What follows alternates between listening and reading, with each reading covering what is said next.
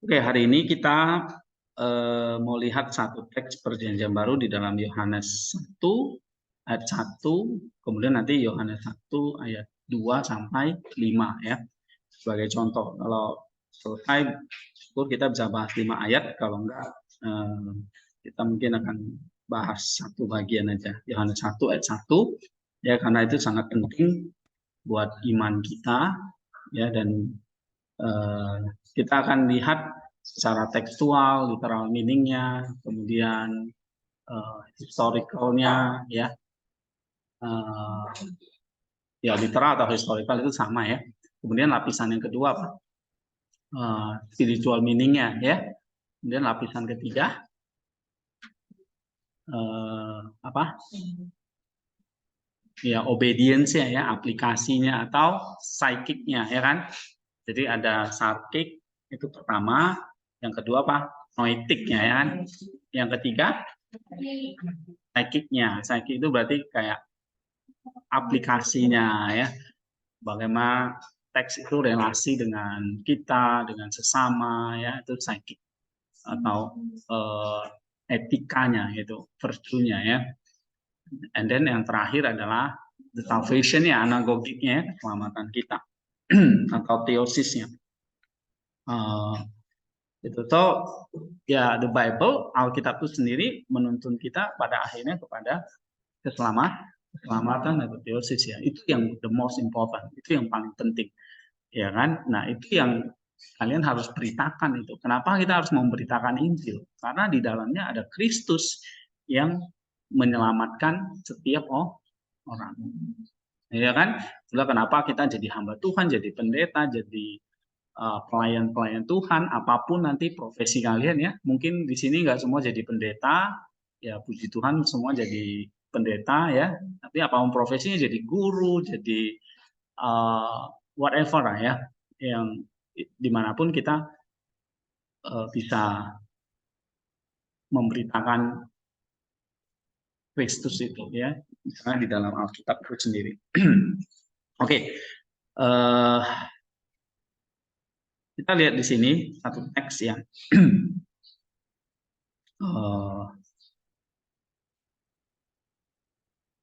Yohanes 1 ayat 1.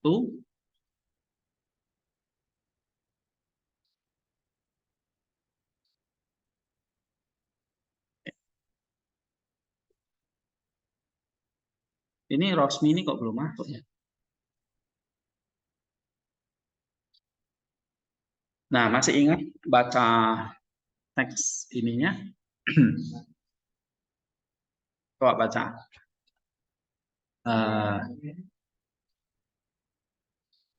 Sorry.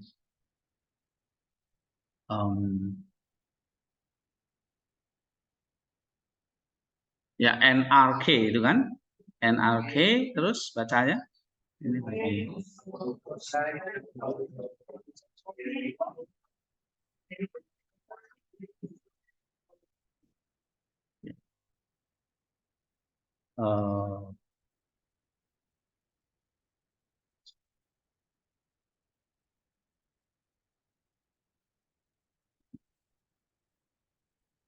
Terlalu berat.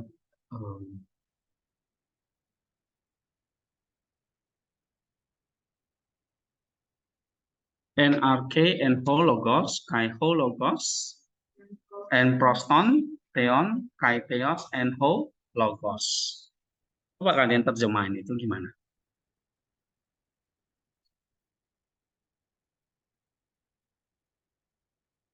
Nah,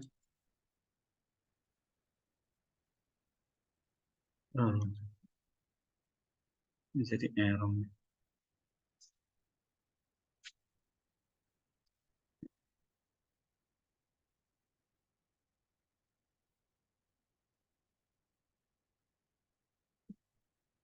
Ulangi buka.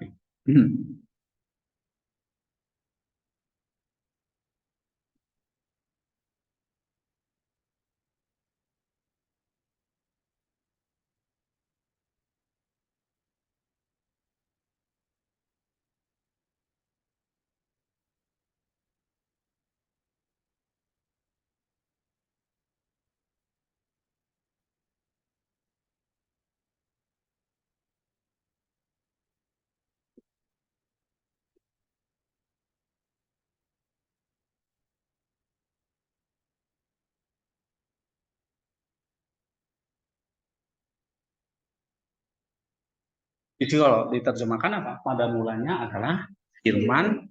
Firman itu bersama-sama dengan Allah dan firman itu adalah ya. Nah, pada mulanya apa bahasa Yunani di situ? NRK ya. Coba sintaktik formnya gimana itu? Klik kanan,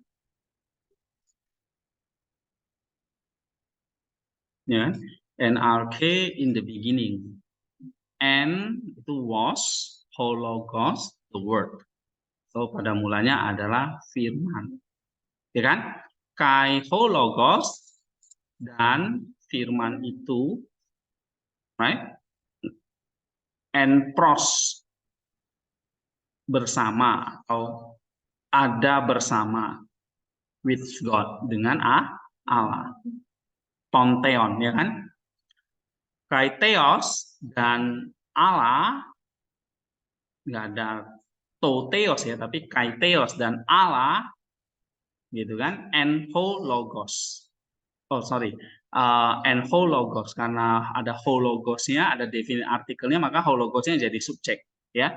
Dan firman itu and theos adalah Allah. Nah ini kembali lagi belajar Yunani penting ya untuk melihat di sini mana subject and predicate ya. And then subjeknya di sini apa? Hologos, ya kan? Kemudian hologos sebagai subjek. Kemudian hologos juga. So, ada 3 subjek di sini, ya kan? Coba kita lihat klik kanan. You see the anti diagram here.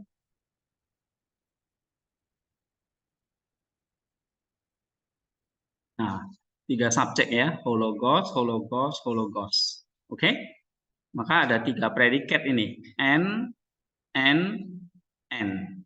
right?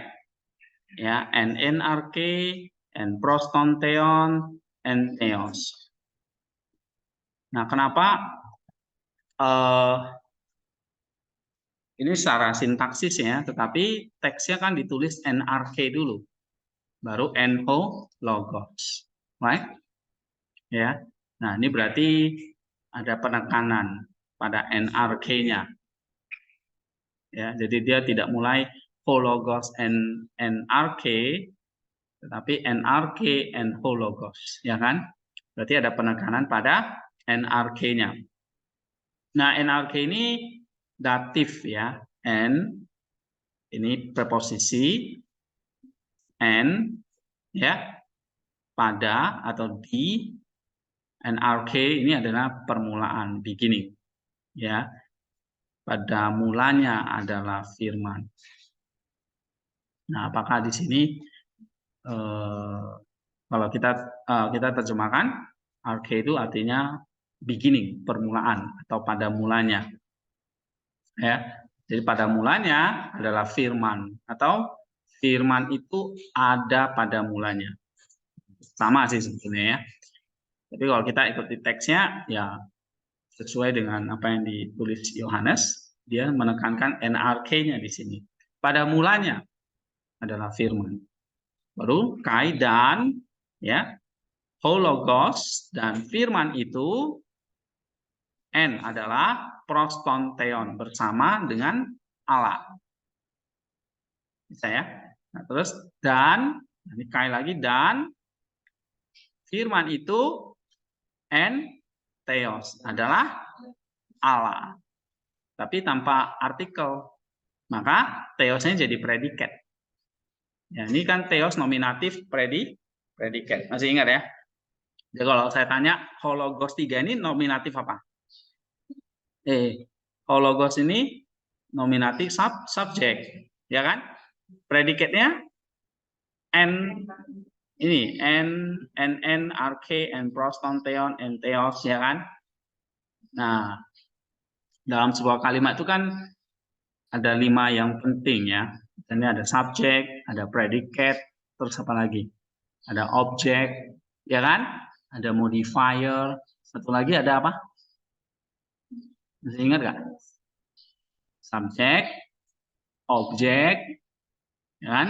Terus predicate atau adverbial dan modifier. Jangan lupa ini, ya. Subjeknya hologos. And ini predikatornya. And, ya kan? NRK-nya ini very simple loh nih ya. Harusnya ingat. NRK-nya ini apa? Pada mulanya ini apa? Bukan objek. Tapi apa? Ini dative of apa ini? Pada mulanya dative of time, ya kan? Gitu. Keterangan waktu lah kalau bahasanya. So this is RK dative feminim singular, ya kan? Atau ini adalah apa?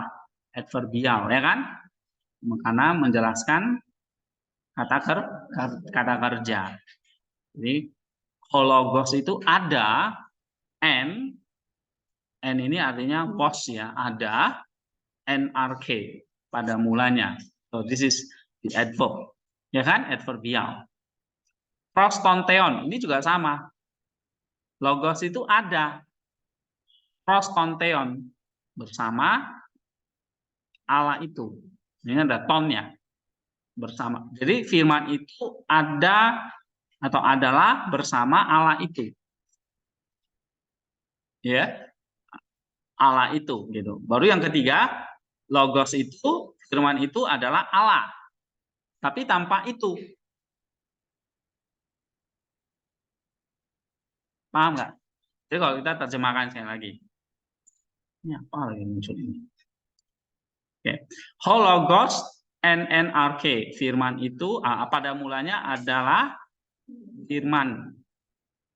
Oke. Pada mulanya adalah firman itu misalnya. Pakai kata itu nggak apa-apa.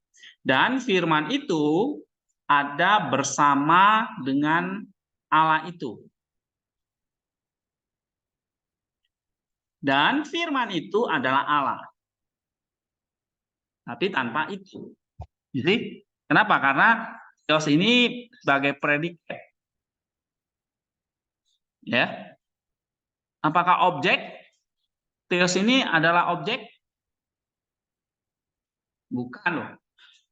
This is not object. This is predicate. Nominative predicate. Ada objek nggak di dalam kalimat ini? Tidak ada objek. Ya. Yang ada cuma apa? Predicate, adverbial, kemudian yaitu ya, predikator dan adverbial. Theos ini apa? Dengan tonteon ini apa ini?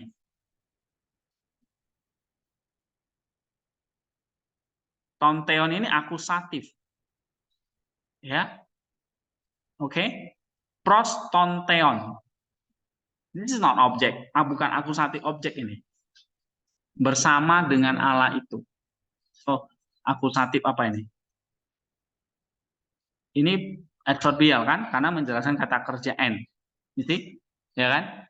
Menjelaskan kata kerja n, maka ini adverbial. Semua ini adverbialnya terdiri dari preposisi plus akusatif. Akusatif di sini ada bersama dengan Allah itu. Right? Nah, kamu tinggal search saja. Misalnya preposisi pros. Jadi ini akusatif apa? Akusatif of companion, ya kan? Bersama gitu. Oke.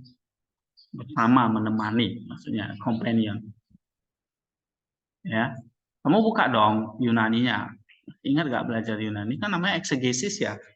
Ingat lagi pelajaran Yunaninya. Nih, misalnya kamu buka bukunya masih ada kan, Daniel Wallace. Nah, jadi kalau saya tanya misalnya prostonteon di situ apa fungsinya?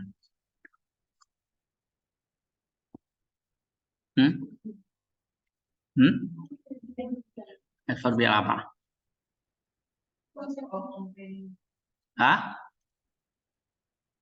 Nih, buka preposition, ada pros di sini. Right?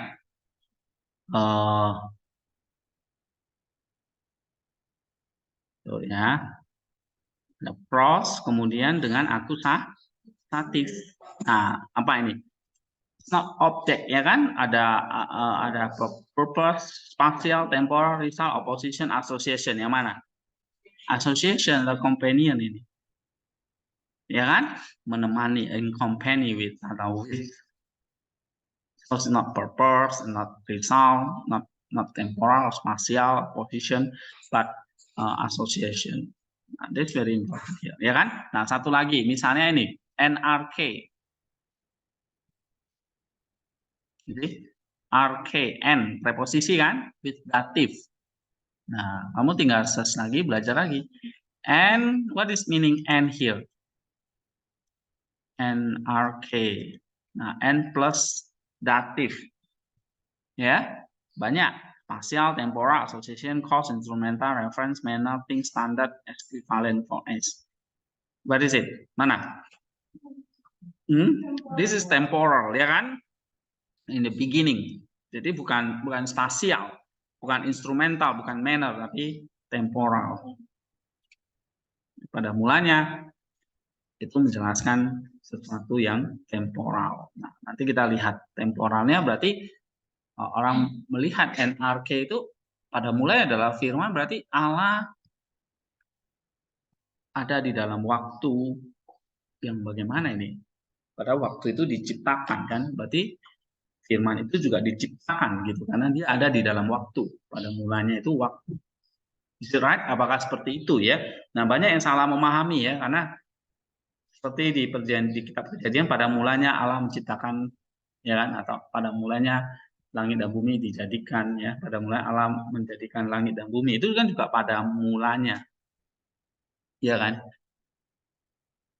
Masuk dalam waktu. Waktu itu kan berarti in time, ya, maksudnya in the process of time, jadi sudah di dalam waktu, dalam proses waktu. Nah, apakah firman itu dalam waktu atau melampaui waktu, begitu ya, atau sesuatu yang di luar waktu?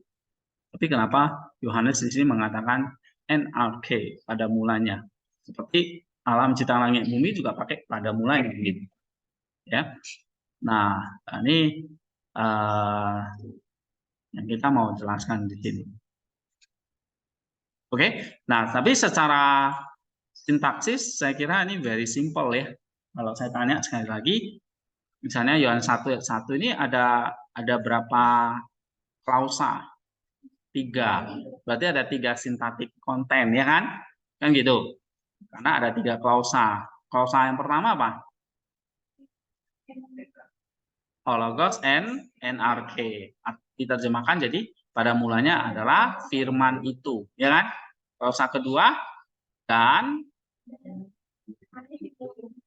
firman itu ada bersama Allah itu, ya kan? Dan yang ketiga, dan firman itu adalah Allah. Pakai itu enggak?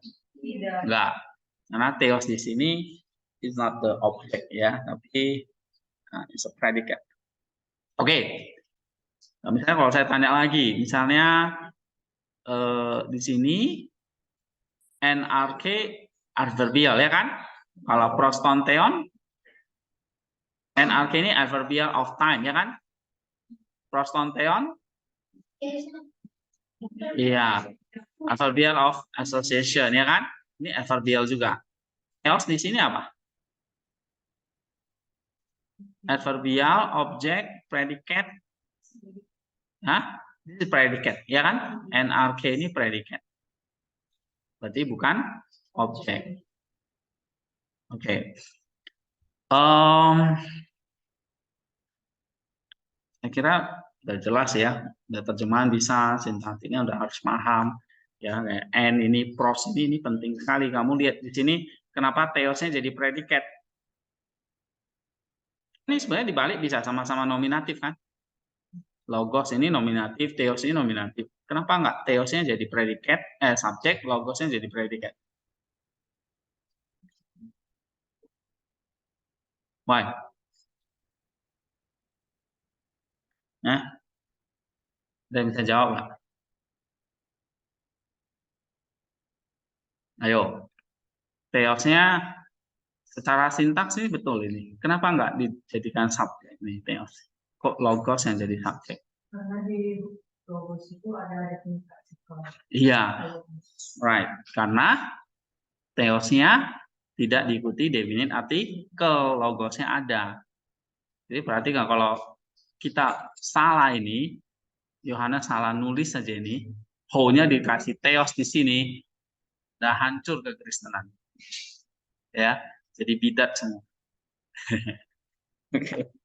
Tuh, jadi satu definite artikel salah tulis, tidak ada gereja sekarang ini. Ya, gitu. Kenapa? Nah, nanti kalian tahu. Ya, jadi kalau misalnya saya terjemahkan, firman itu adalah Allah, kemudian saya ganti Allah itu adalah firman.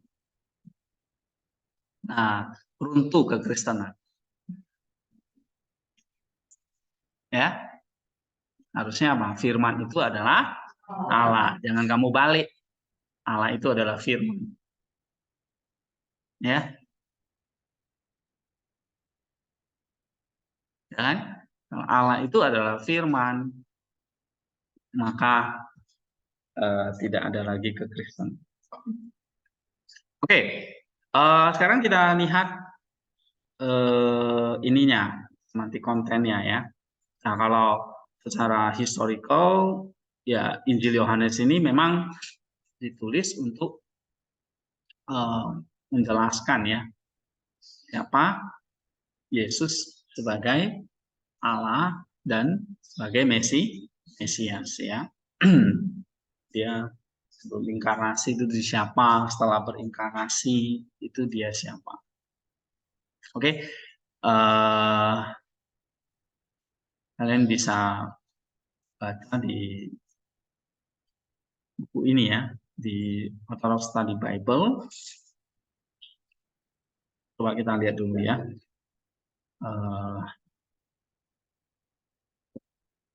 Apa penekanan utama Yohanes itu menulis?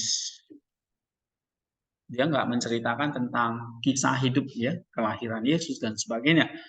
Karena penginjil-penginjil lain itu sudah menuliskan. Yohanes langsung menjelaskan tentang kekekalan sang firman di sini. Dia nggak menekankan anak dulu, tapi logos dulu. Ya kan? Dia nggak memakai nama Yesus di sini, tapi logos. Dia nggak memakai gelar anak dulu, istilah anak, tetapi logos. Ya. Nah, ini satu Injil yang lain ya dengan Injil-Injil Matius, Lukas, misalnya Markus ya.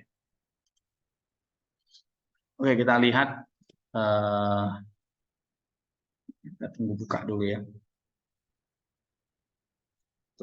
Sambil kalian mikirkan, misalnya 3 klausa ini,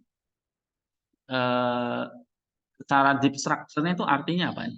Pada mulanya adalah firman, firman itu ada bersama dengan Allah itu, dan firman itu adalah Allah. Apa deep structure-nya? Yang klausa pertama dulu.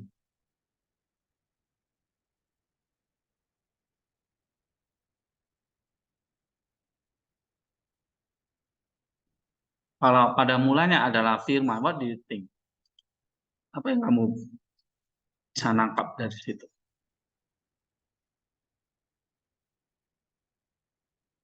Nah, pada mulanya adalah firman artinya apa?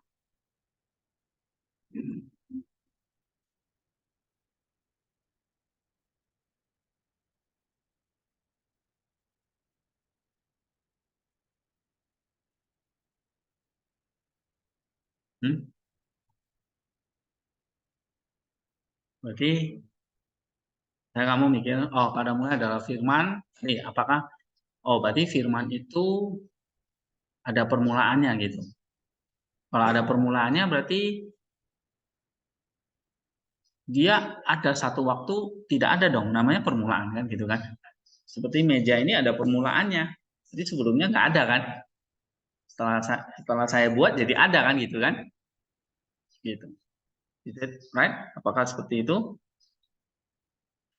Pada mulanya adalah firman. apakah firman itu ada titik awalnya sehingga sebelumnya tidak ada, gitu, ya, sehingga firman itu ada titik awalnya. Berarti firman itu diciptakan seperti langit dan bumi yang ada pada mulanya. Gitu.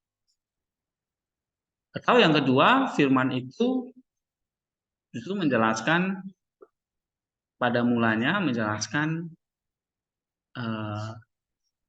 kekekalan. Ya, firman itu segala sesuatu belum ada, dialah yang ada, gitu. Maka disebut pada mulanya. Ini sangat ambigu ya kalimat NRK ini, sehingga banyak yang akhirnya terjebak bahwa pada mulanya itu firman itu jadi tidak kekal karena dia ada pada mulanya, gitu. Ya kan? Nah, kenapa kok Yohanes langsung menjelaskan kata pertamanya itu adalah NRK di situ? Ya, nah ini tentu berkaitan nih dengan latar belakang dia menuliskan ini ya. Nah, kalian bisa baca di sini introduction. Dia mau menjelaskan bahwa Injil ini ditulis untuk menjelaskan bahwa ada Allah yang kekal, ya, atau anak Allah yang kekal yang menjadi manusia tadi saya katakan ya. Ada Allah ini yang pada mulanya tadi, lalu dia jadi manusia, ya, supaya orang percaya kepada dia, anak Allah dan Kristus, sehingga memperoleh hidup kekal. Coba baca Yohanes 20 ayat 31.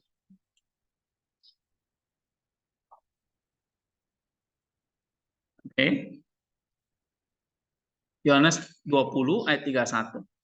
Yohanes 20 ayat 31, tetapi semua yang tercantum di sini telah dijelaskan supaya kamu percaya bahwa Yesuslah Mesias Anak Allah dan supaya kamu oleh imanmu memperoleh hidup dalam nama. Iya, itu dia.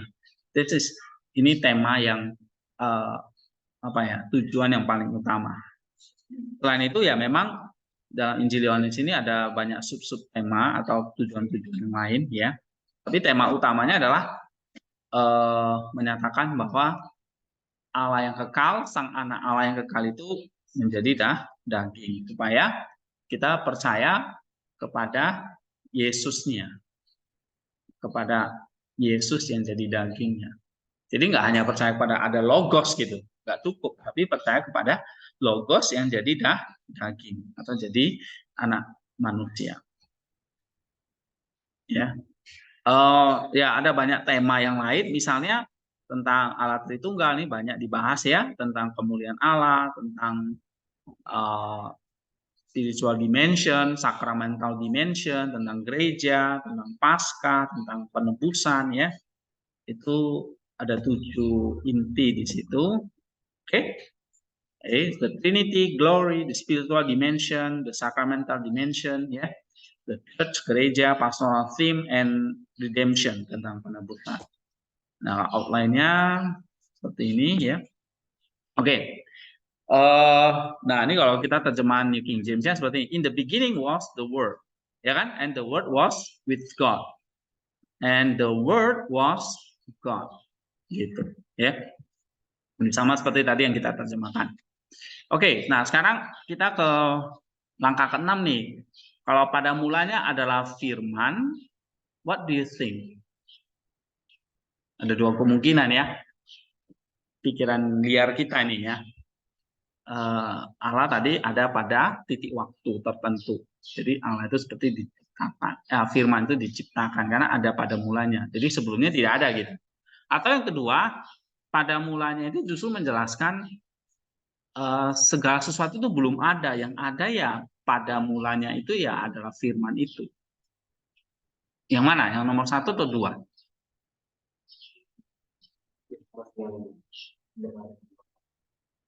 In the beginning was the word.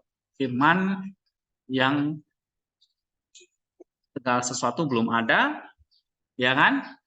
Jadi yang ada pada mulanya itu adalah sang firman. So ini dikomparasikan dengan ciptaan ya. Ciptaan yang lain itu belum ada, yang ada itu adalah sang firman itu sendiri gitu. Ya kan?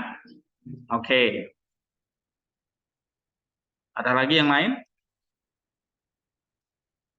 Nah, kalau ini yang kedua, and the word was with God. Dan firman itu bersama dengan Allah itu. Artinya apa?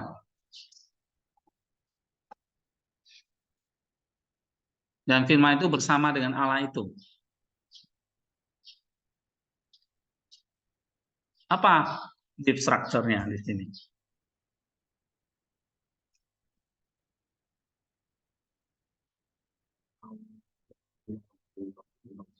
Allah tidak pernah ada tanpa firman.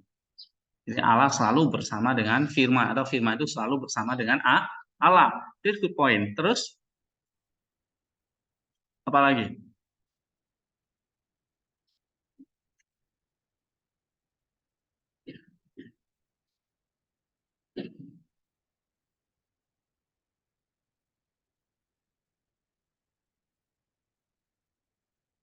Nah, jadi kalau di sini Yohanes mulai ya dengan sang firman itu. Jadi dia nggak mulai dari sang Kristus itu, belum. Dia mulai sang Kristus itu dari mana? Ternyata dari sang firman ini. Dan sang firman itu ada pada mulanya, sang firman itu bersama dengan Allah, dan sang firman itu adalah Allah. Right? Ya kan? Nah, apa bedanya misalnya dengan kalimat berikutnya, dan firman itu adalah Allah?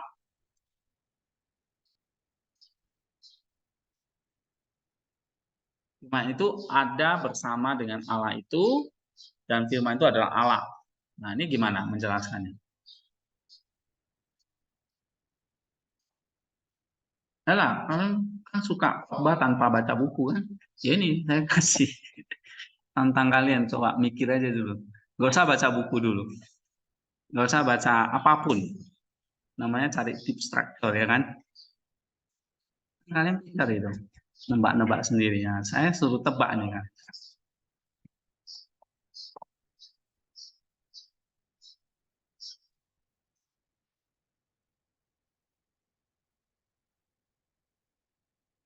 Tahu kamu lihat lagi? Ini kan? Firman itu ada bersama dengan Allah itu. Apa artinya?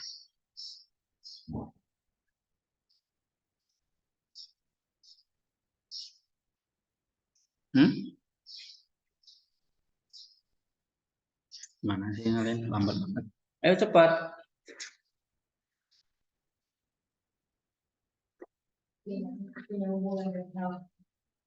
Apa?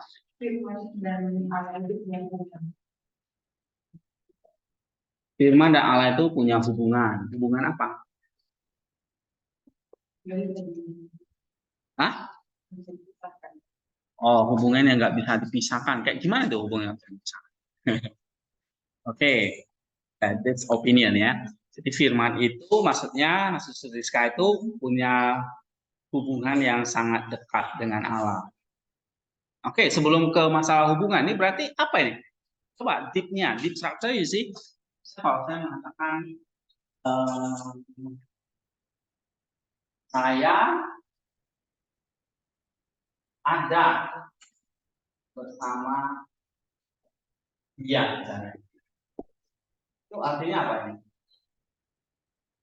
Saya ada bersama dia, atau saya ada bersama kalian. Ada sini, artinya apa itu? Tinggal bersama kalian. Iya, ada dekat. Tapi ada apa? Ada dua kelompok kan gitu ya, atau ada dua pribadi yang berbeda, ya kan? Jadi kalau saya dan firman itu ada bersama, kan gitu kan? Berarti saya dan dia itu berbeda, gitu. Jadi kalau firman itu ada bersama dengan Allah itu, berarti firman dengan Allah itu beda nggak? Logos beda dengan theos kan? Ya kan? That's logos, ini logos. Beda nggak dengan theos? Beda. Kayak saya ada bersama dengan kalian, saya dengan kalian sama nggak? Beda. Saya dan ada bersama dengan Naldi. Saya dengan Naldi jadinya sama nggak? Beda. Oke. Nah, kalau sama ya nggak bisa bersama gitu kan? Satu ini. Saya ada bersama dengan saya. Kan gitu kan? Saya ada bersama dengan dia. So that's different ya. Dua pribadi. Ya kan? Nah, dua pribadi itu bersama berarti dekat. Ada relasi. Kayak gitu kan? Yeah, this is our deep structure, right? Benar nggak? Ya kan? Nah, jadi nanti di cross check nih, benar nggak?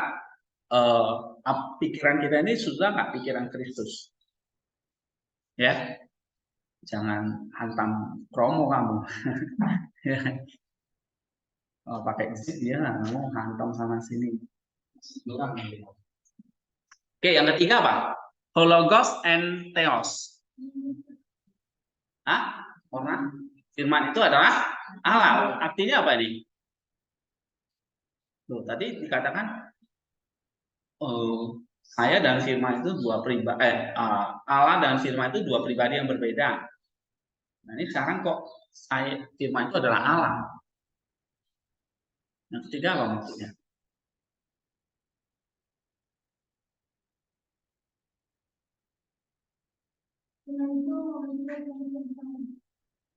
Firman itu punya kodrat esensi yang sama dengan Allah itu. Oke. Jadi kalau firman itu adalah Allah, ya. Tapi firman itu bukan Allah itu gitu loh. Tapi firman itu adalah Allah. Kan? Nah, berarti apa? Yang ketiga, firman itu punya nggak usah yang sama dulu. Berarti firman itu punya kodrat yang firman itu punya kodrat Allah, tapi bukan pribadi Allah itu. Nah, jadi di sini ada dua kata yang penting nih. Ada kata pribadi, ada kata esensi. Gitu kan? Jadi kalau kalian baca firman itu, God give you wisdom. Nah, pasti Allah itu memberitahu wisdom sama kalian. Ya. Soalnya tadi pikiran kita harus ditaruhkan di bawah pikiran Kristus tadi. Maka Tuhan memberikan kita wisdom. Oke? Nah, ini yang pertama saya ajak kalian itu cari apa strukturnya. Misalnya kalau dikatakan firman itu adalah Allah, berarti di sini berbicara bukan pribadi nih, tapi menegaskan siapa firman itu. Oh, firman itu adalah Allah. Berarti dia punya kodrat Allah. Tapi sama nggak dengan hoteos tadi? Logos dengan hoteos sama nggak?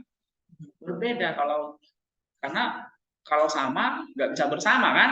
Tapi kalau berbeda bisa bersama. Oke, jadi bisa dibedakan ada pribadi dan ada esensi. Jadi kalau sains kedua ini berbicara ada pribadi di dalam logos dan theos. Jadi theos dan logos itu Allah yang berpribadi. Theos itu Allah berpribadi, logos itu juga Allah yang berpribadi. Oke, atau istilahnya hipostasis gitu. Ya. Atau Allah yang berpribadi.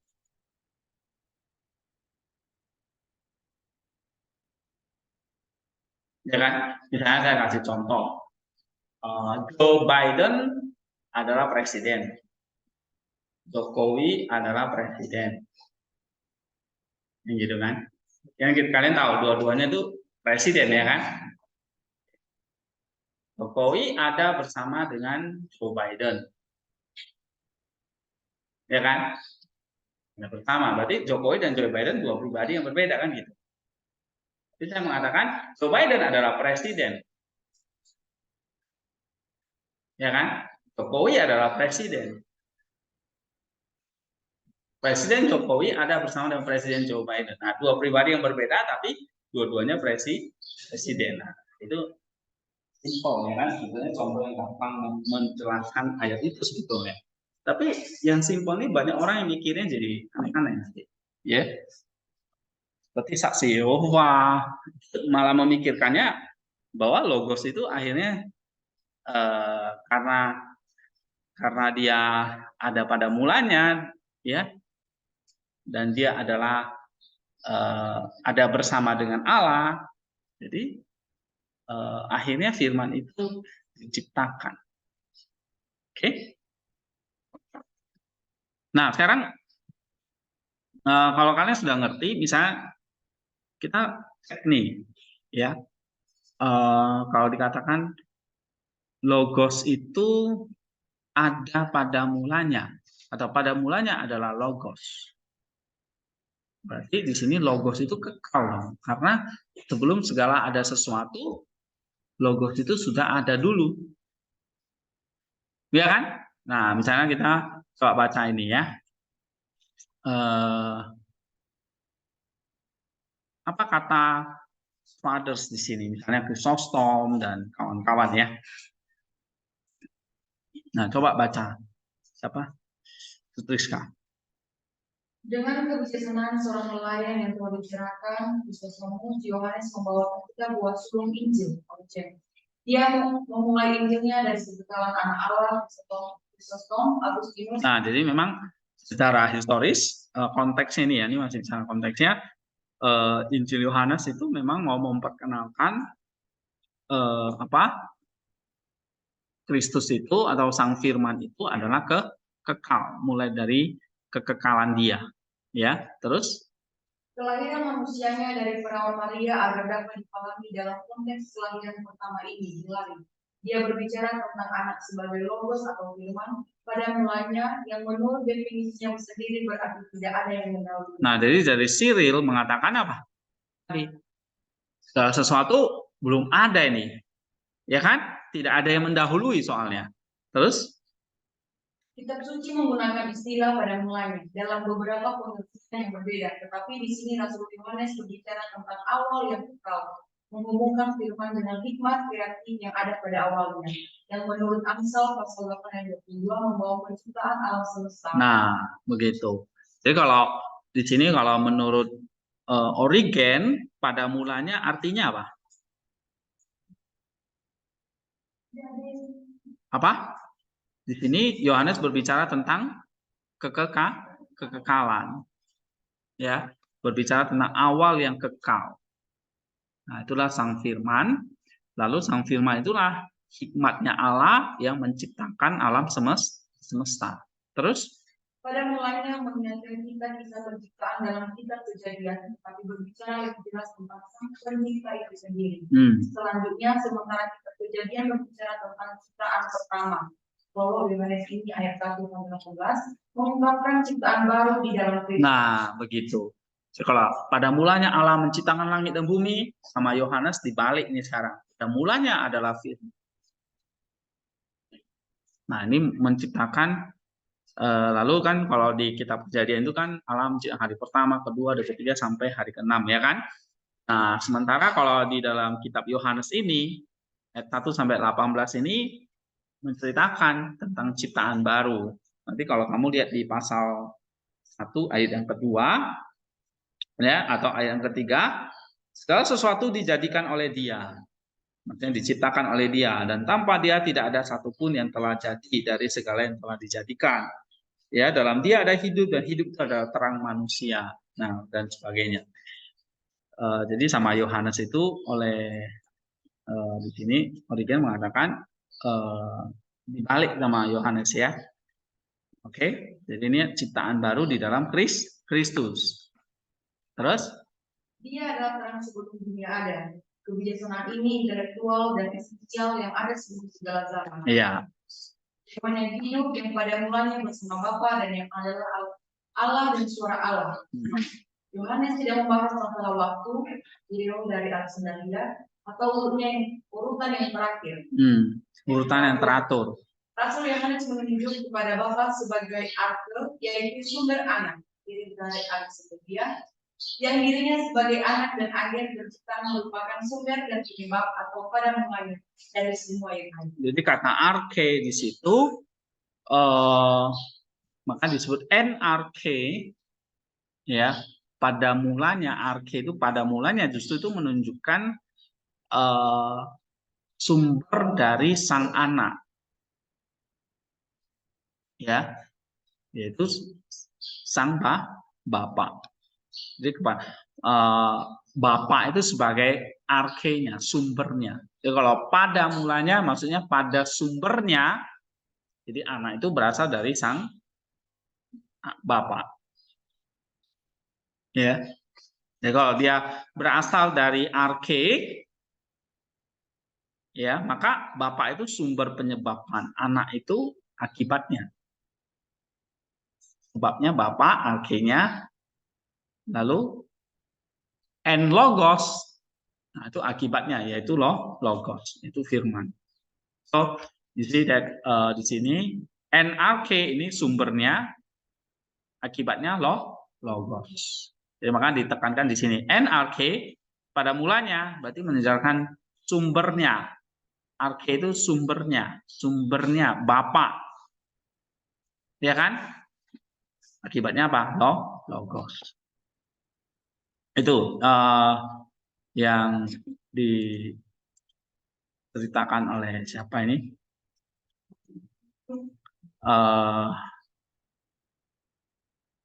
Kiril, ya. Kiril dari Alexandria. Agustinus mengatakan apa ini? Dia mengatakan anak ini dan agen penciptaan atau sang pencipta itu adalah sumber dan penyebab, ya. Dan pada mulanya dari semua yang ada, atau pada mulanya dari semua yang ada. Berarti kayak tadi, ya, pengertian kita seperti Agustinus tadi. Sebelumnya semua belum ada, ya. Jadi yang ada adalah pada mulanya itu. Jadi pada mulanya menjadi sumber dari segala yang ada. Paham, ya? Jadi pada mulanya itu bisa menunjuk kepada Bapak sebagai arke, tapi pada mulanya di sini juga bisa menunjukkan kekekalan. Yang lain semuanya belum ada, yang ada ya sang firman itu, gitu, ya kan? Yang berasal atau bersumber dari sang Bapak. Kemudian pada mulanya itu juga bisa menunjukkan apa? Segala sesuatu belum ada, yang ada pada mulanya adalah sang firman. Jadi kalau Agustinus mengatakan pada mulanya dari semua yang ada. Jadi semuanya yang ada itu belum ada, gitu. Sehingga pada mulanya inilah yang menjadi sumber dari segala yang ada. Oke? Sekarang kita bahas ini NRK, and then kita lihat kata kerjanya N di sini, ya. Kalau kita parsing N itu kalau kita parsing apa? Imperfect, ya kan? Indikatif imperfect. Imperfect itu artinya lampau, gitu. Ya. Waktu yang lampau, nggak tahu kapan, gitu. Lampau. Sehingga diterjemahkan was di situ kalau bahasa Inggrisnya, right? Ya, and was kalau bahasa Indonesia adalah. Nah, kata kerja ini juga jelas menunjukkan bahwa anak Allah itu was, nggak pernah is, gitu. Ya, kenapa? Kok nggak pakai is tapi was? Nggak pakai st tapi n, gitu. Nggak pakai adalah yang is tapi was. Why?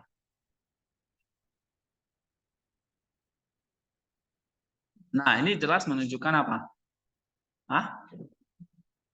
Lampau. Lebih dari itu apa? Dipakai imperfect itu untuk menekankan kata kerja yang apa? Yang melampaui lampau, yang kita nggak tahu kapan. Iya, right. Jadi di sini lebih menekankan kekekalan, gitu. Ya, atau posisi menunjukkan satu keberadaan tanpa menunjuk pada titik awal, ya, atau menekankan keberadaan kekal sang firman tanpa awal. Nah, makanya arke itu dipasangkan dengan was. Pada mulanya adalah. Adalahnya itu bentuknya was atau n. It's not st. Ya, bukan is gitu.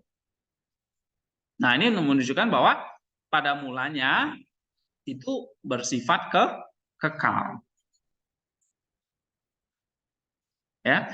Sehingga kamu lihat di sini kombinasi paradoks dari Yohanes adalah n di sini dengan nrk pada mulanya, sehingga membuat kita merenungkan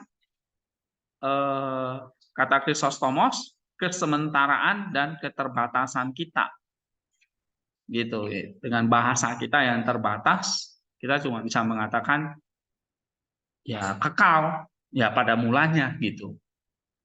Ya. Oke. Nah, dalam kasus manusia kata itu menandakan masa lampau. Imperfect, lampau. Tetapi dalam kasus Allah itu adalah kekekalan yang kita nggak tahu lampau itu mana, makanya terbatas dengan bahasa kita. Cuma Allah selalu ada pada mulanya dan selalu ada bahkan sebagaimana adanya. Oke, jadi Yohanes memakai kata kerja n ini untuk menunjukkan apa tadi? Firman itu selalu ada pada mulanya. Oke, jadi ini kita sedang membahas klausa yang pertama ya. Nah, kamu bisa ikuti nggak ini? So, jadi kalau dikatakan pertama kita bahas tentang NRK. NRK it mean that tadi beberapa sumber mengatakan apa? NRK itu menunjukkan pada Bapa sebagai sumber dari sang anak. Ya kan? Arke-nya Bapa gitu. Oke, kemudian yang kedua, arke itu adalah menunjukkan kekekalan. Kekekalan apa? Kekekalan waktu. Jadi bukan ada di dalam waktu.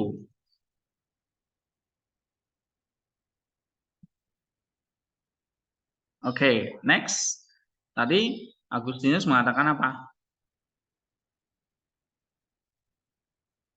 Dia ada dari semua yang ada. Pada mulanya dari semua yang ada. Berarti semua belum ada sebelum firman itu. Ya.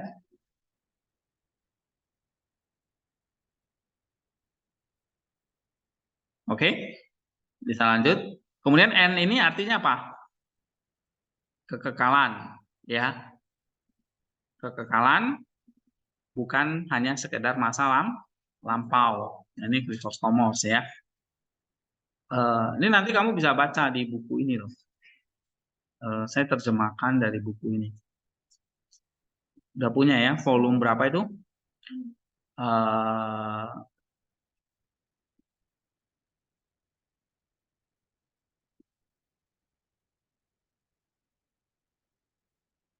Apa? Volume 19 ya, nanti kalian bisa bukanya. Saya belum buka. Oke, sekarang kita lanjut lagi. Kata kerja N, baca, Rizka. Kata kerja N yang sama digunakan untuk firman ketika dia ada pada mulanya dan ketika dia bersama Allah. Kata logos dapat berarti hikmat, pikiran, dan tindakan serta firman yang semuanya merupakan atribut dari anak Allah. Namun di sini diterjemahkan yang lebih baik adalah firman karena sesuai dengan konotasinya. Sebuah kata sudah ada dalam pikiran kita bahkan sebelum itu diucapkan atau dikandung. Tetapi kita tidak boleh berpikir bahwa firman yang dibicarakan oleh Yohanes sama dengan perkataan manusia kita. Iya, jadi kata di sini firman itu ya artinya logos itu ya maksudnya firman ya. Firman di sini ya kata, tapi kata di sini bukan seperti kata-kata manusia seperti kita gitu. Oke, terus? Dalam arti tertentu, ini tidak dapat dipahami karena berbicara tentang apa yang ada sebelum bentuk atau konsep pikiran Agustinus. Namun, sama seperti kata-kata kita menyatakan apa yang ada di dalam pikiran kita. Demikian juga firman menyatakan kepada kita apa yang ada di dalam pikiran Allah. Dan hal-hal yang tersembunyi. Oke, jadi kata logos di sini kalau diterjemahkan itu adalah firman, maksudnya apa? Bukan seperti kata-kata manusia, tapi apa? Atau kita bisa analoginya kata-kata kita lah. Kata-kata kita itu hasil dari apa? Iya, buah dari pikiran. Jadi kalau bisa mengatakan logos, di sini Yohanes memakai istilah logos, maka logos itu adalah apa? Pikiran Allah.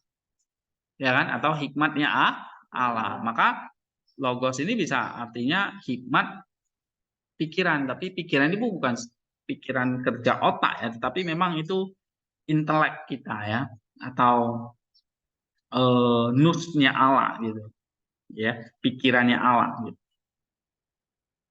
Baik itu yang ada maupun yang tersembunyi ya, hal-hal yang tersembunyi. Terus Firman Bapa yang kekal kreatif ilahi menyelesaikan apapun yang dikatakannya. Sementara kata-kata manusia menghilang begitu dibicarakan, kata Matius.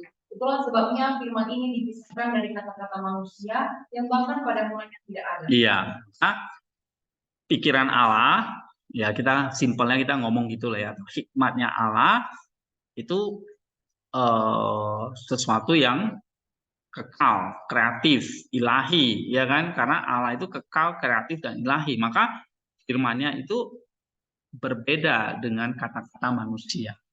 Atau pikirannya berbeda dengan pikiran kita manusia. Pikiran kita tidak kekal, ya kan? Kata-kata kita itu diucapkan ya hilang gitu aja di udara kan gitu. Ya. Tapi samanya adalah pikiran itu lahir dari apa? Kata-kata itu lahir dari pikiran. Oke. Nah, sementara kalau kata-kata kita itu lenyap ya, kata-kata kita tanpa pribadi kan gitu. Ya kan? Kata-kata kita bukan pribadi, hanya bunyi aja kan sebetulnya.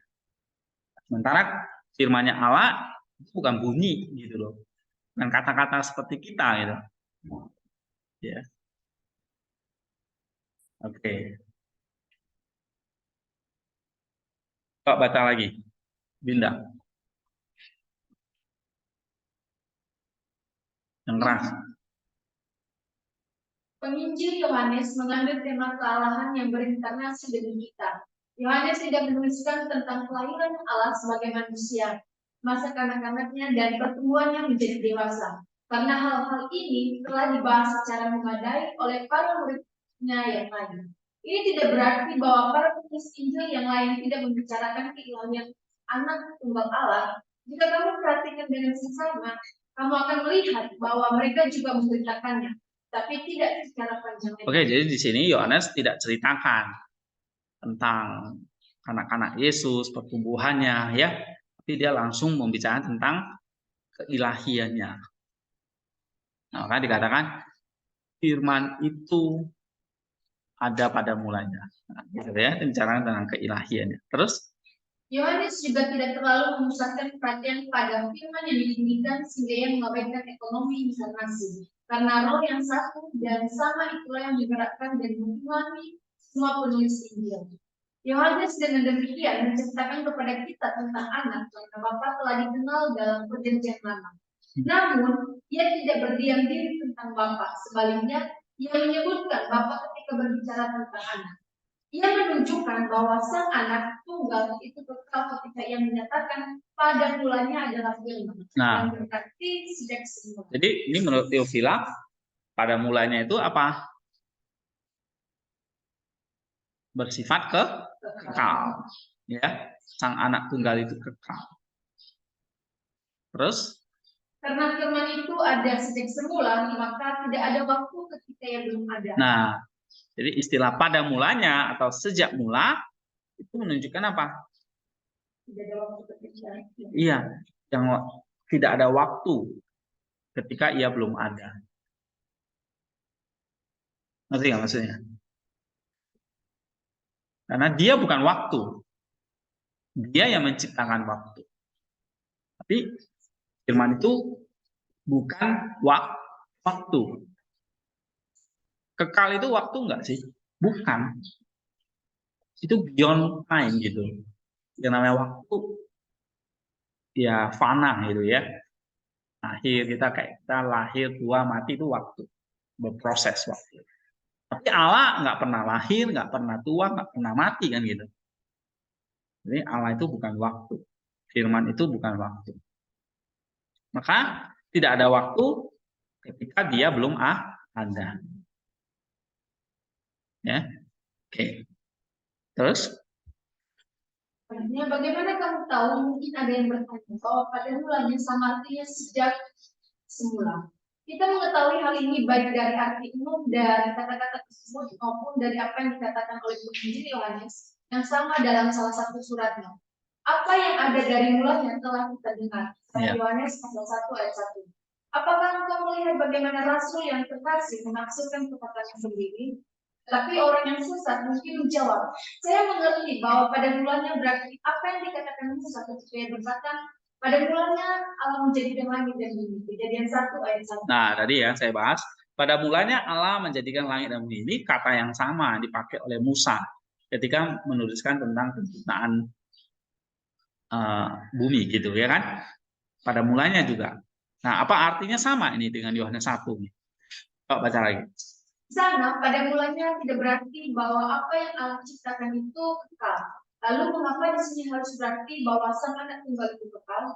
Terhadap dalih seperti itu kami menjawab, hai orang yang licik, mengapa kamu diam saja tentang kata-kata yang mengikuti kata pada mulanya? Musa berkata, pada mulanya Allah menjadikan langit dan bumi. Yohanes berkata, pada mulanya adalah firman. Menjadikan dan pada mulanya adalah dua hal yang sangat berbeda. Jika tertulis pada mulanya Allah menjadikan anak, saya akan terdiam. Akan tetapi di sini tertulis pada mulanya adalah dari sini saya tahu bahwa firman itu kekal dan bukan berasal dari suatu masa di kemudian hari. Seperti yang kamu katakan. Nah, oke. Apa bedanya di sini? Pada mulanya versi Musa dengan Yohanes di sini.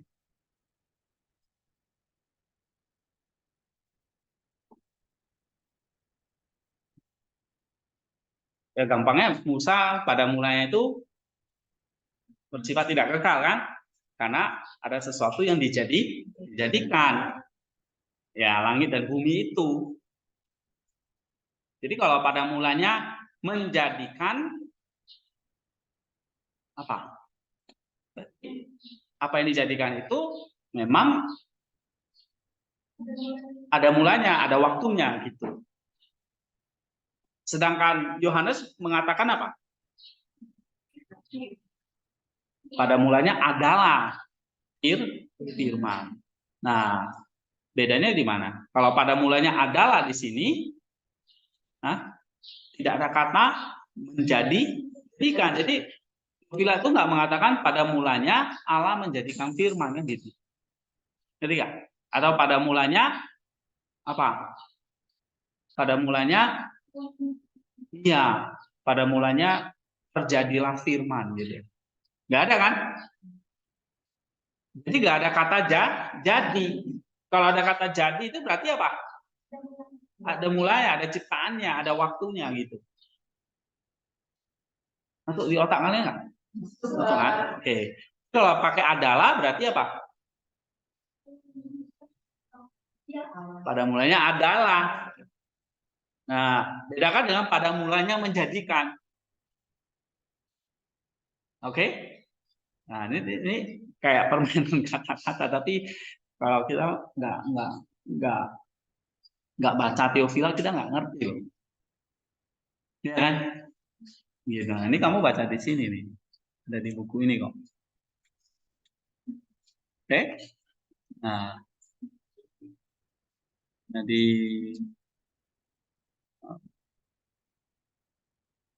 di sini ya, nah, dia jelaskan di sini. Oke. Yang ini kayaknya. Nah, itu ya. Coba saya tanya nih, Raymond. Pada mulanya menjadikan dengan pada mulanya adalah bedanya.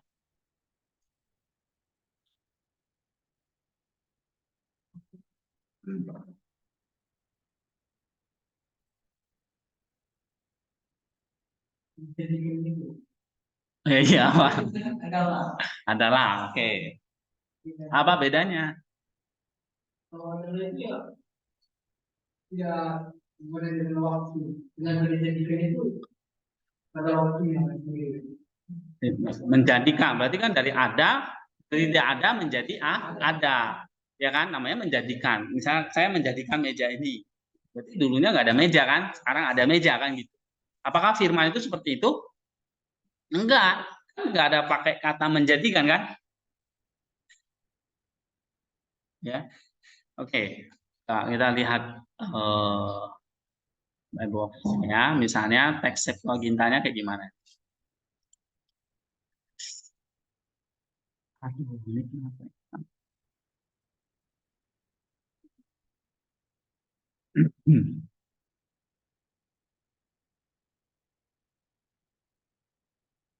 Oke, kita buka BGT, sekalian buka Kejadian 1 ayat 1.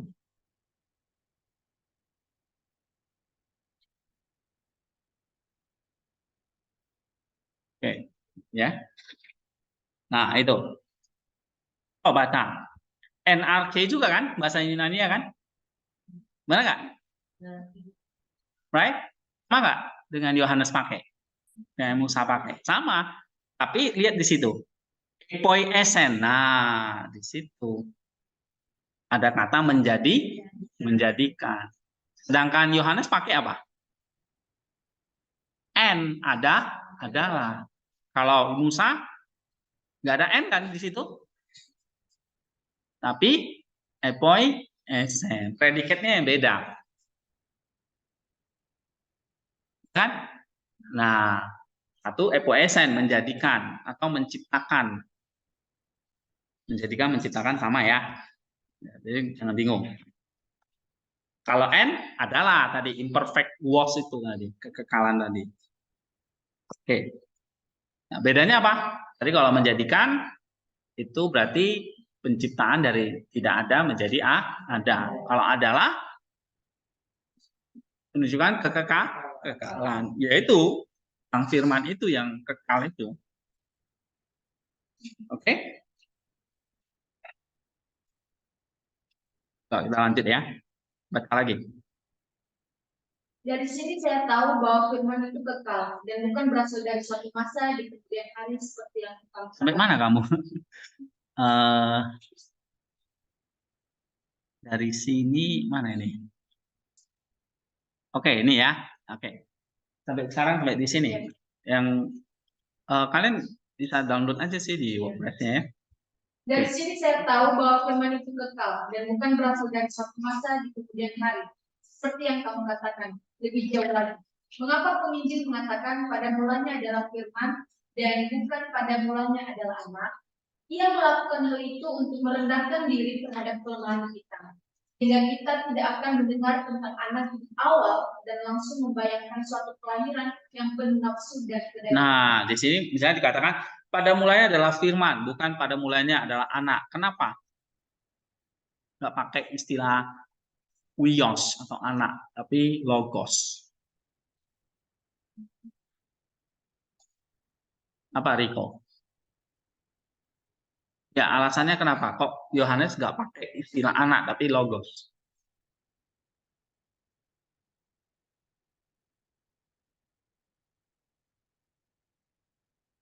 Nah, ini loh, baru dibaca. Tuh kan, nggak perhatiin kamu. Nah, oke, apa yang kamu catat? Ya, kenapa nggak pakai istilah anak? Di sini. istilah anak itu kenapa nggak dipakai istilah? Karena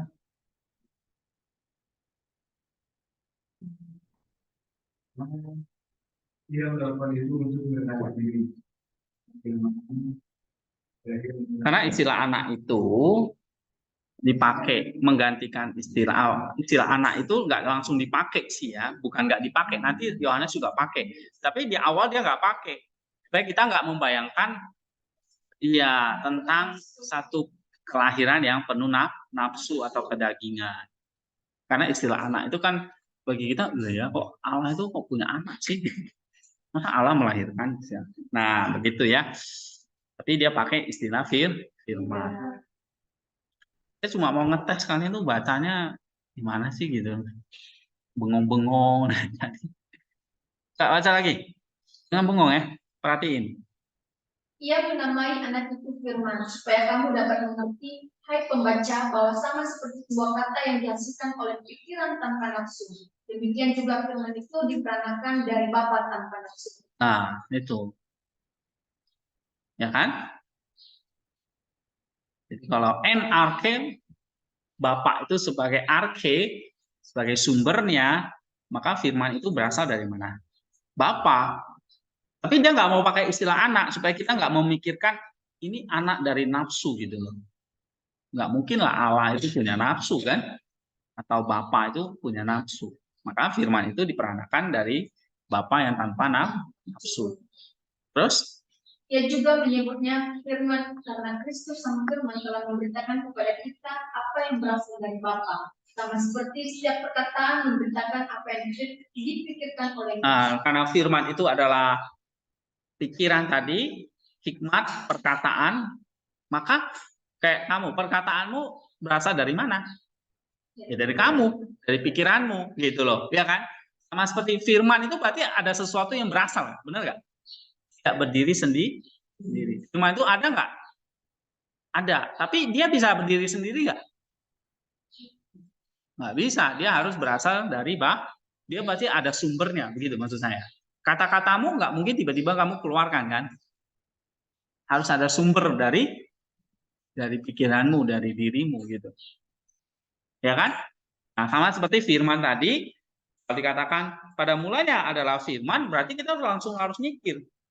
Oh, firman itu adalah logos, kata-kata. Berarti kata-kata ini ada sumbernya nih.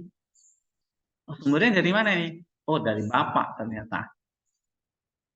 Ya, sama seperti kata-katamu dari mana?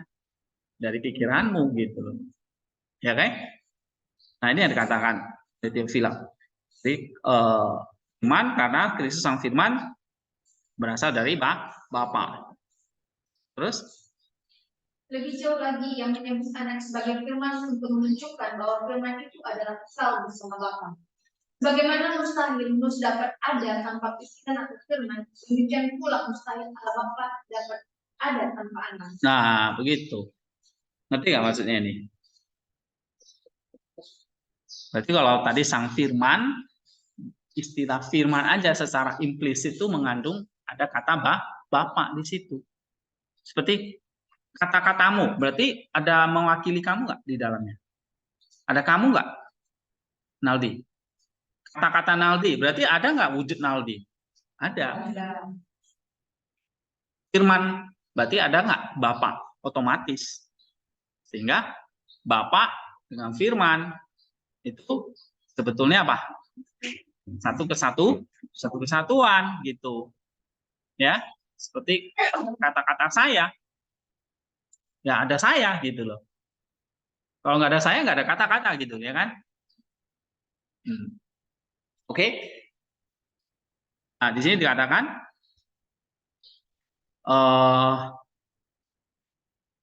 oke, coba lanjut deh. Sampai mana tadi? Nah, Penginjil berkata, firman dengan menggunakan kata sam dan pasti, karena ada banyak firman Allah yang lain, seperti nubuat dan perintah. Ada tertulis tentang malaikat-malaikatnya bahwa mereka sangat kuat. Mereka melakukan firman-Nya. Mazmur 102 ayatnya 18. Yang berarti perintah-perintahnya. Tetapi firman itu sendiri adalah esensi ilahi yang ada di dalam diri. Nah, makanya di situ kita kembali ke Bible Study, ada kata sandang kan di situ. Mana tadi? Logos.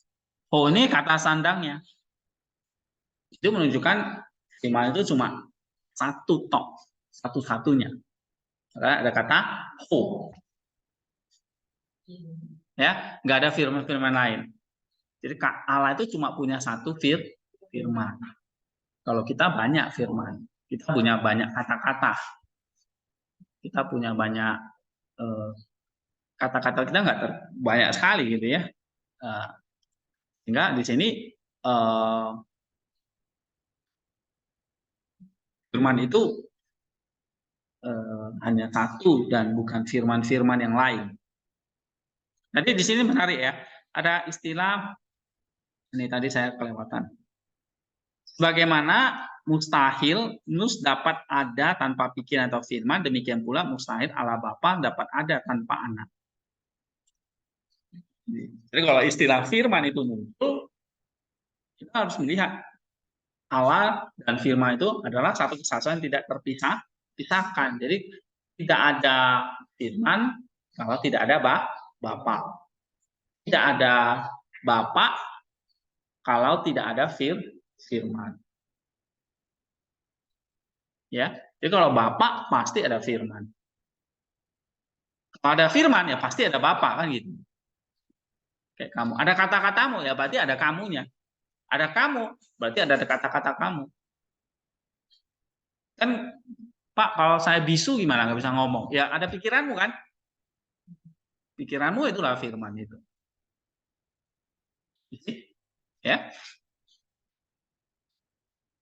Jadi kamu dengan kata-kata nggak bisa dipisahin, kamu dengan pikiranmu nggak bisa dipisahin. Dimanapun kamu pergi, kamu bawa nggak pikiranmu, kata-katamu? Bawa. Pikiran dan kata-katamu bisa dipisahkan nggak? Hah? Pikiran saya taruh di kotak di rumah. Saya nggak mau bawa pikiran saya. Terus kamu ngelolong itu nggak bisa. Pikiranmu pasti ada bersama dengan kamu. Nggak bisa. Jadi pikiran tidak bisa tidak ada bersama dengan kamu. Ya, tapi pikiran dengan kamu bisa dibedakan nggak? Nah, bisa. Nah, ini makanya kita bahas yang kedua ini. Bisa dibedakan sehingga dikatakan firman itu ada bersama Allah. Ya. Oke, coba baca Naldi. Firman itu bersama Allah. Firman anak Allah adalah pribadi yang berbeda dari Bapa. Bahwa dia berada di dalam persatuan kenal dengan Bapa. Firman selalu bersama Bapa, Gregorius dari Nazaret. Tetapi juga diperlihatkan di sini berbeda dari Bapa, bahkan ketika dia satu substansi atau hakikat dengan Bapa, kirim dari Alexandria.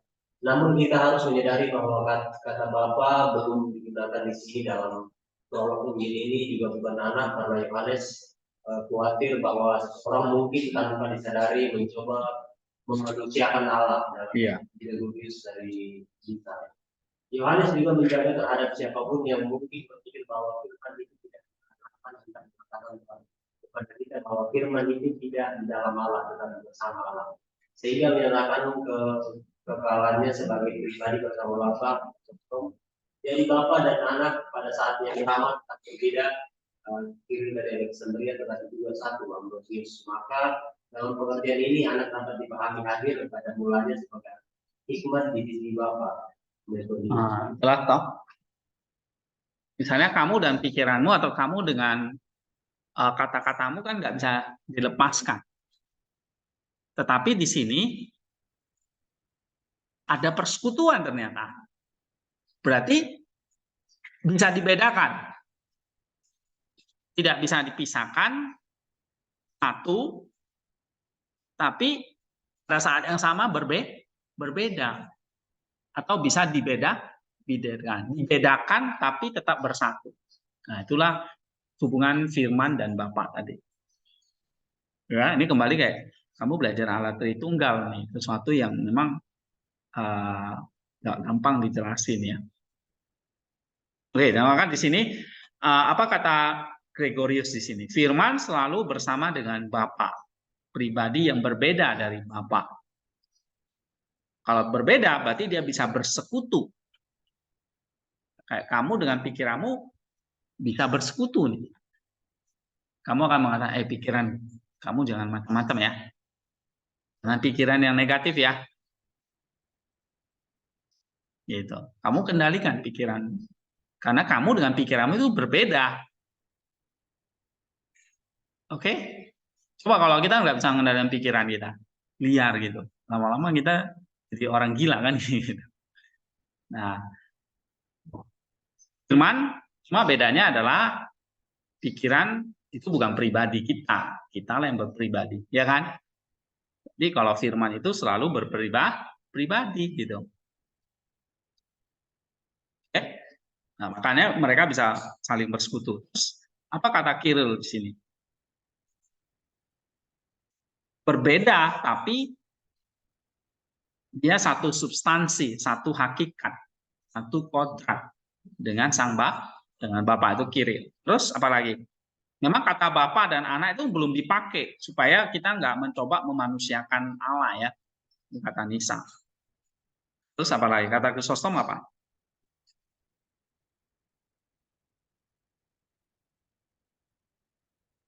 Ya, firman itu tidak dikatakan dia pakai proston ya, nggak pakai n. Nah, kamu lihat di sini Yunaninya ya. Ya kan? Dia pakai istilahnya apa? Pros. Pros ya kan? Pros itu berarti ada jarak gitu loh. Ada space. Kalau n di dalam nggak ada jarak. Kalau pros ya ada space-nya gitu. Nah, berarti bukan di dalam ya kan? Tetapi apa kata Chrysostom di sini? Bersama gitu ya kan? Bersama Allah. Sehingga Chrysostom mengatakan ini menyatakan kekekalannya sebagai pribadi firman tadi ya, sebagai pribadi yang kekal bersama Bapa. Sehingga di sini bisa dikatakan apa? Bapa dan Anak dua pribadi yang berbeda. Tetapi satu. Ya. Oke, coba baca Margareta di sini.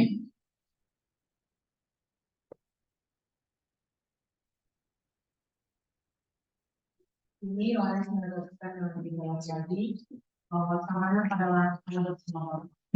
Supaya kamu tidak membayangkan bahwa Bapa tidak pernah ada tanpa Anak. Rasul Yohanes menyatakan bahwa firman itu bersama-sama dengan Allah, yaitu bersama-sama dengan Allah di dalam kemampuan Bapa. Di sini berarti bersama, seperti halnya di bagian lain dalam Alkitab. Bukankah saudara-saudaranya dan saudara-saudaranya di sini bersama-sama dengan kita? Markus 6 ayat 3. Iya, jadi ada kata yang sama misalnya dalam Markus 6 ayat 3 itu ada kata bersama-sama juga. Proston juga. Ya. Nah, ini untuk menjelaskan bahwa memang ada perbedaan di sini. Ya. Misalnya kayak Yesus bersama dengan saudaranya, Yesus dengan saudaranya berbeda begitu. Jadi di sini Yesus dengan Bapa itu juga berbeda. Coba baca lagi. Ini berarti dengan bersama kita dan dia.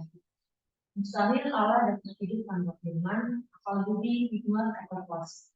Oleh karena itu, Anak adalah firman, hikmat, dan kuasa. Lihat Korintus 1 ayat 1 ayat 1. Lihat 1 Korintus 1 ayat 1. Kita percaya bahwa ia selalu bersama Allah, artinya bersama Bapa. Tetapi bagaimana mungkin seorang anak tidak mengikuti bapaknya? Saya akan menjelaskannya dengan sebuah contoh dari dunia matahari. Cahaya matahari berasal dari matahari kan? Apakah kemudian dia datang setelah matahari pada waktunya, sehingga matahari pernah tidak bercahaya? Tapi ini mustahil. Bagaimana mungkin matahari tidak memiliki cahaya? Jika matahari dan cahayanya harus bergantikan, apalagi Allah Bapa dan Allah Anak, karena Anak adalah cahaya Bapa, seperti yang dikatakan Rasul Paulus, lihat Ibrani 1 ayat 3, dia selalu bercahaya bersama Bapa. Dia tidak mungkin datang dari selain. Iya, jadi misalnya ada contoh nih. Matahari. Matahari ada nggak tanpa cahayanya? Bisa ada nggak suatu saat matahari itu nggak ada cahayanya? Nggak bisa kan gitu ya. Matahari selalu bercahaya. Jadi tidak mungkin matahari dengan cahaya itu terpisah gitu. Ya, sebab tidak mungkin ada cahaya tanpa matahari atau ada matahari tanpa cahaya. Sama seperti tidak mungkin ada firman kalau tidak ada Bapa, atau ada Bapa tidak mungkin tidak ada firman. Ya. Jadi kalau tidak ada firman, tidak ada Bapa. Sama seperti tidak ada cahaya, ya tidak ada matahari. gitu. Misalnya kayak bumi ini, itu nggak ada cahaya matahari. Ya cahaya matahari yang mungkin lenyap dah, ya kan? Nah itu maksudnya, ya. Nah apalagi misalnya Paulus memakai istilah ini ya dalam Ibrani 1 ayat 3 dikatakan sang anak itu adalah sang firman itu adalah cahaya kemuliaan Allah. Jadi Allah itu seperti matahari, cahayanya itu anaknya. Tapi anak dengan matahari, cahaya dengan matahari bedakan nggak? Kita bisa bedakan. Cahaya yang nyampe ke bumi, mataharinya tetap di sono kan? Benar nggak? Nah makanya kalau dalam kasus Allah yang nyampe ke bumi siapa? Anaknya, karena dia cahaya kemuliaan Allah itu. Bapaknya ya tetap di surga gitu. Ya, kalau cahayanya nyampe ke bumi, hangus kita. Gosong. Ya. Kalau Dewi udah jadi kayak apa ya? Kalau mataharinya nyampe ke bumi. Ya kan Dewi? Kamu nggak bisa masuk Facebook lagi. Tak baca lagi. Perhatikanlah bagaimana usia iblis dari di mana iblis dan bapak segala dosa dibantah oleh pernyataan firman itu bersama-sama dengan Allah. Nah, apa ajaran dari Sabellius? Sabellius mengatakan apa? Bapa, Anak, dan Roh Kudus itu satu pribadi, nggak dibedakan. Pokoknya sama. Bapa ya Anak, ya Roh Kudus, ya itulah satu itu yang sekarang orang-orang sering sebut ya yaitu Yesus Kristus. Ya kan? Maka ada formula doa itu berdoa di dalam nama Sang Bapa, Putra dan Roh Kudus yaitu Tuhan Yesus Kristus. Nah, itu ajaran Sabellius itu. Karena nggak membedakan Bapa, Anak dan Roh Kudus. Semuanya jadi satu yang namanya Yesus Kristus. Bapa itulah Yesus, Yesus itulah Bapa. Roh Kudus itulah Yesus, Yesus itulah Roh Kudus. Apakah benar seperti itu? Nah, ini Bapak Gereja teras menentang ya bahwa ini Sabellius ini adalah pendusta. Gitu. Nah, makanya firman itu bersama dengan Bapa yang tadi ya, firman itu ada bersama dengan Bapa ini membantah ajaran dari Sabellius. Coba baca lagi. Dia mengajarkan bahwa Bapa, Anak, dan Roh adalah satu pribadi, dan bahwa pribadi yang satu ini kadang-kadang menyatakan diri sebagai Bapa, kadang-kadang sebagai Anak, dan kadang-kadang sebagai Roh.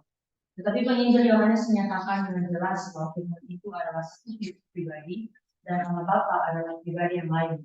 Karena firman itu bersama-sama dengan Allah, maka jelaslah bahwa ada dua pribadi yang diperkenalkan, meskipun mereka memiliki satu. Nah, itu. Jadi tadi kan kita ada awal belajar ya, ada pribadi yang berbeda. Tapi di sini Theophilus menambahkan dua pribadi, tapi satu atau substansi. Ya kan? Apa memang dua pribadi yang berbeda, tapi satu substansi atau satu hakikat. Oke. Itu menjelaskan ayat apa itu tadi? Ayat apa tadi? Firman itu bersama dengan Allah. Ya. Oke, baca lagi. Bukti keresahan natur atau kodrat mereka adalah ini. Firman itu adalah Allah. Hal ini tidak dapat diungkapkan dengan lebih jelas lagi. Oleh karena itu, Bapa dan Anak menjadi satu kodrat. Nah, dari mana tahunnya satu kodrat? Sekarang kita baca di sini. Di 1T. Kai theos and ho logos. Wah, firman itu adalah theos, adalah Allah. Sehingga dua pribadi tapi satu esensi atau satu kodrat. Ya. Gitu.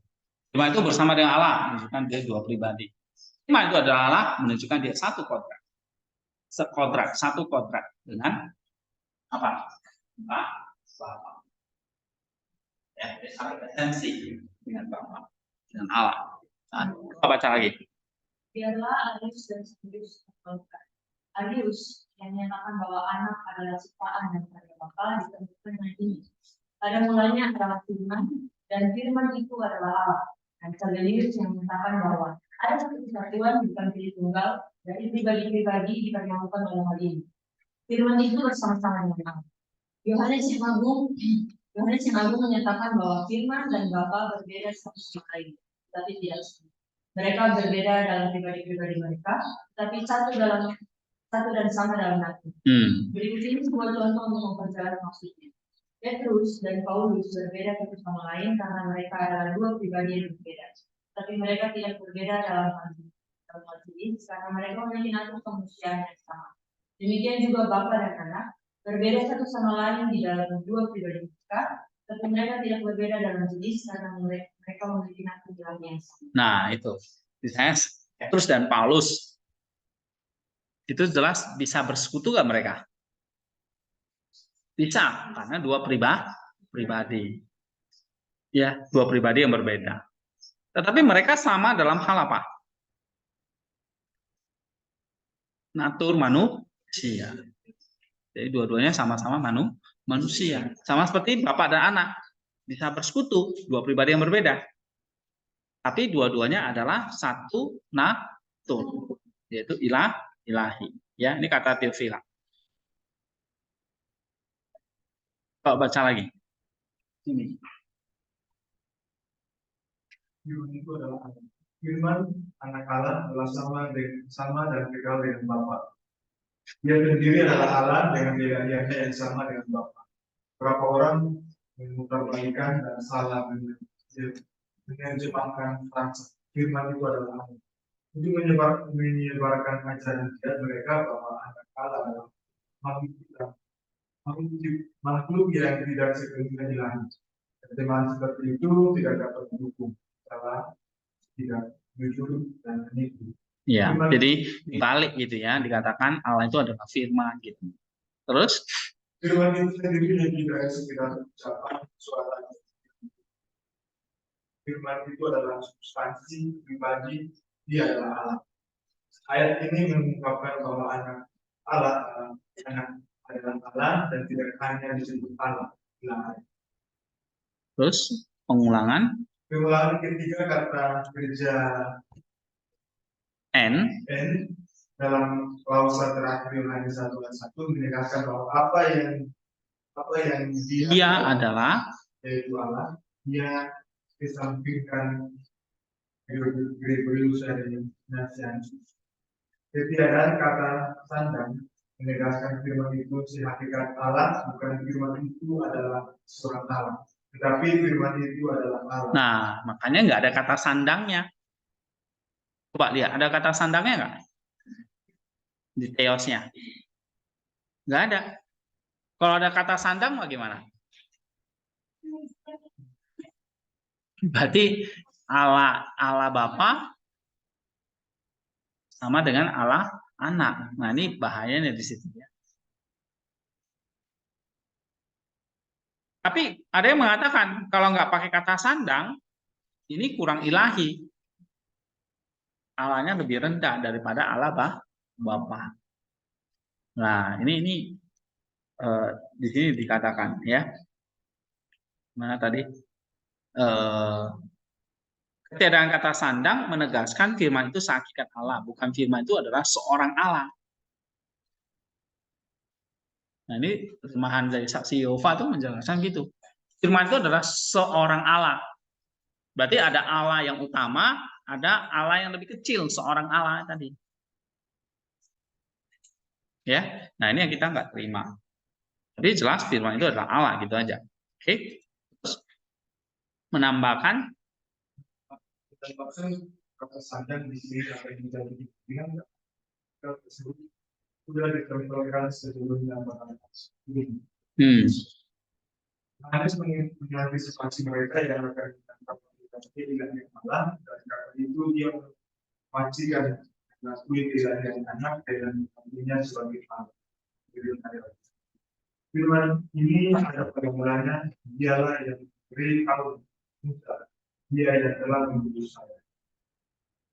Iya. Jadi kalau kita nggak menjelaskan di sini misalnya Chrysostom, Kiril menjelaskan bahwa Yohanes mengantisipasi mereka yang mau menyangkal keilahian keilahian sang anak itu. Jadi dari awal dia udah tulis itu bahwa firman itu adalah Allah. Ya, firman itu ada pada mulanya dan dia adalah Allah dan dia untuk kekal, ya, dan dia punya satu kodrat yang sama dengan sang Bapa. Nah, jadi kayak Yohanes itu begitu ayat pertama dia udah kunci itu. Ya, sehingga kamu jangan pikiran macam-macam. Oke, tentang firman itu. Bedakan ya, misalnya di sini yang menarik dikatakan firman itu adalah Allah, bukan firman itu adalah seorang Allah. Kalau seorang Allah, karena nggak ada definisi artikelnya kan, hanya theos saja, kita bisa menjadi seorang Allah, itu jadi salah. Kenapa? Karena salahnya di mana? Kalau seorang Allah, berarti ada banyak Allah kan gitu, ya kan? Ada seorang, 2 orang, 3 orang, dan seterusnya gitu. Ya. Oke, ada pertanyaan nggak di sini? Jelas?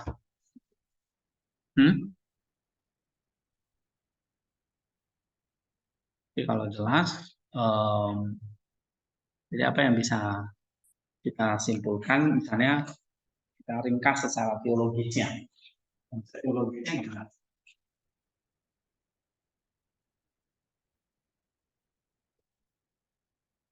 Oke, Pak. Temanya apa? Terus ide utamanya apa? Ide pendukungnya.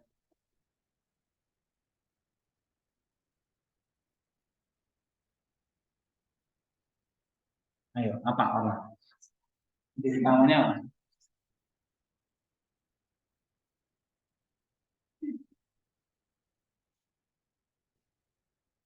Kan ini langsung setuju kan? Ringkasannya itu.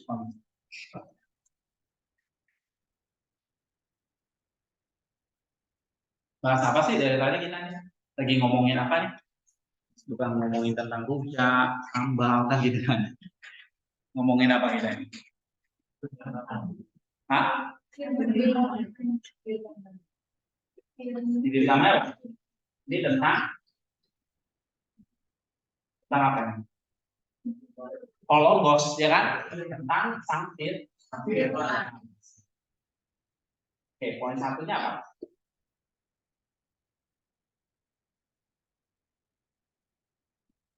Jelas. Firman itu adalah apa? Hah?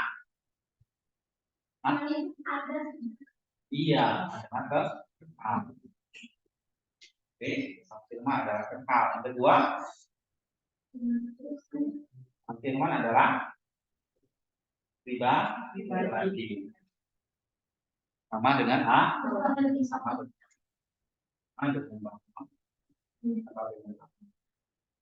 Oke, yang ketiga, firman adalah kan pakai adalah di sini, ya kan? Apa?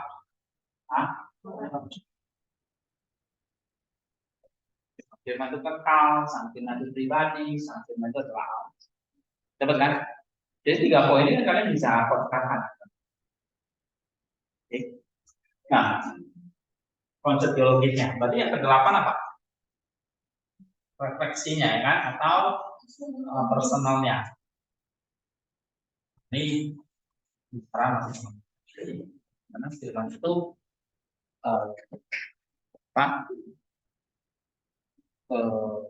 yang akan Paulus, ya, atau Silalu mengatakan firman itu menyucikan hati supaya kamu tuh bisa melihat Allah, yang gitu. Jadi jangan cuma tahu di otak gitu, ya kan? What is your personal reflection here? Personal, ini masing-masing, ya, tentang sang firman. Baru yang ke-9 apa?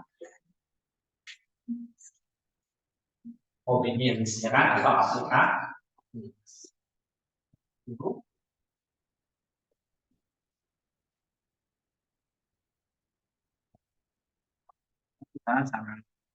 kita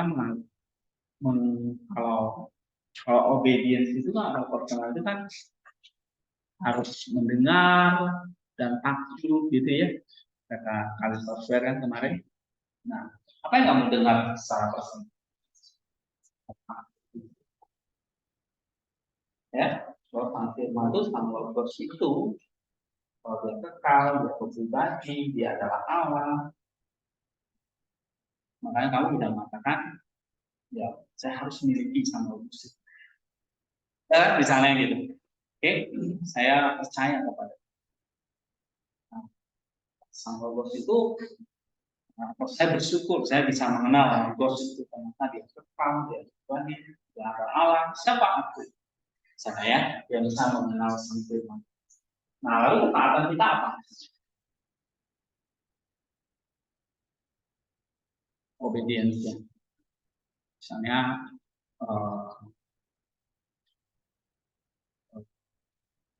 kita harus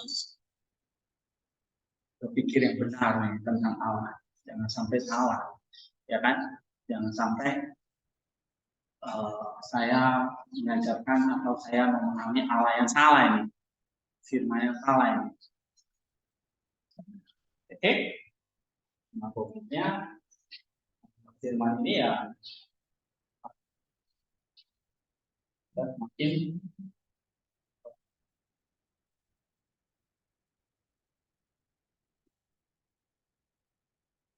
apa?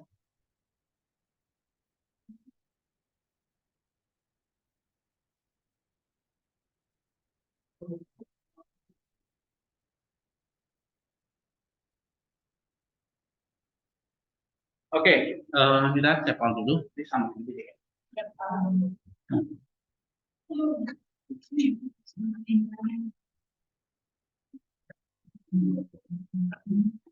Nanti kita masuk lagi ya, sampai 1 jam lagi.